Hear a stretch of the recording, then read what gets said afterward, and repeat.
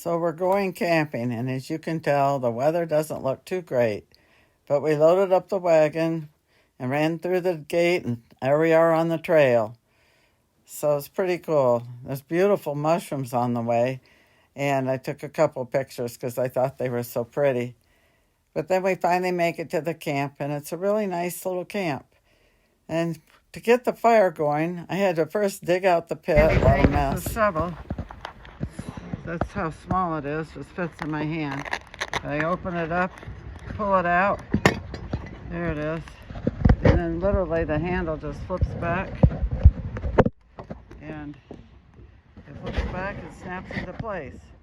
Then the handle just snaps into place. Then I take the shovel and I dig out the pit before I build my fire. And there's the pile of ashes and dirt that I took out of there, a bunch of stuff, and also those little rocks, because they just burn and split and they can make it hotter. But anyway, then with our cut wood, see, here's a log we cut in half right here. Look at that. There it is, two pieces.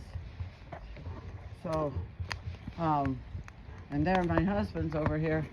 He prefers a silly little pruning saw to cut. It's a lot more work, but it gets through a log also. Chainsaw here. It's a hand chainsaw. That's a chain on two handles, and I can go right through a log with it. Here's all the foil from wrapping 3 vegetables. We baked 2 parsnips and a sweet potato with all that foil. You have to wrap it really good. And here's one that we haven't unwrapped yet that's still sitting there. I thought it'd be nice to warm it up before we eat it, because the other 3 were cold. But I covered them with ashes last night, and they were red. And this morning, those vegetables were cooked through and through, just tender and soft and sweet.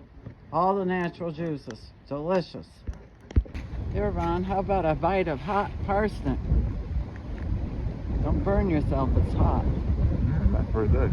Isn't that awesome? And there's Ron down there doing the dishes. As long as it's got soap to get the grease off, and as long as you let them sit long enough in the air, you don't have to worry about the bacteria. Finding a swing in the woods. How beautiful. Okay, this is what a crossroads in the woods looks like. There's an old road, and here's the continuation of the road we're on, and here's another road coming up.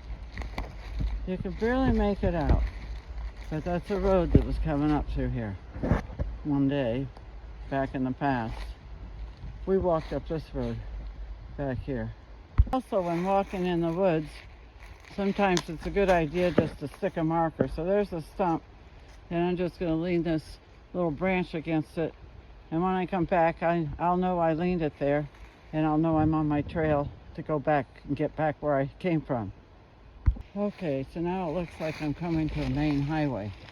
So if you look at the land here, see how it goes there? And it's leveled off here and goes over that way. So that was probably a main highway at one time. And I'm just coming up a side road. So here's my side road that we're walking on, which is not real clear at this point. And just watch how the trees sway in the wind. Wow. There we go. Pick it up. It's just blowing around. It was really dramatic at one point. This one tree was going in circles.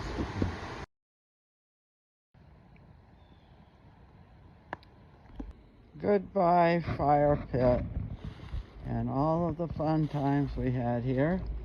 And we're off to return to the car, 2.5 miles away. Off in the distance, you see Ron pulling the wagon up to the trail. There he is. I'll catch up. Across from the trail is that gigantic hill where we went yesterday, up to the top. Really cool.